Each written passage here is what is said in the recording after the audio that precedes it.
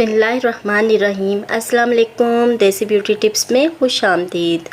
आज की वीडियो में मैं एक ऐसे तेल का नुस्खा बता रही हूँ जिसके इस्तेमाल से हर किस्म का जिस्मानी दर्द मिनटों में ख़त्म हो जाएगा इंशाल्लाह। तो चलिए शुरू करते हैं, मगर इससे पहले आपसे एक छोटी सी रिक्वेस्ट है। अगर आपने अभी तक मेरा चैनल सब्सक्राइब नहीं किया तो सब्सक्राइब कर लें और बेल आइकन को दबा दें ताकि मुफीद और मालूमाती वीडियोज़ आप तक आसानी पहुँच सकें। हर किस्म का जिस्मानी दर्द मिनटों में ख़त्म करने वाला जादुई तेल बनाने का तरीका ये है।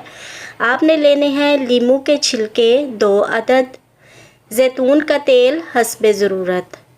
करना आपने ये है कि लीमू के छिलके किसी दरमियाने साइज़ के शीशे वाले जार में डालकर उस जार को जैतून के तेल के साथ भर दें।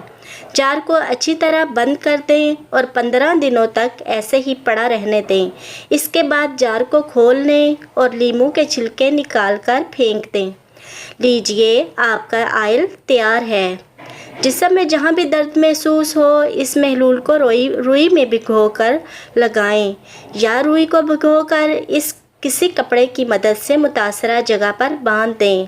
हर तरह के दर्द से निजात हासिल कर लेंगे इंशाल्लाह।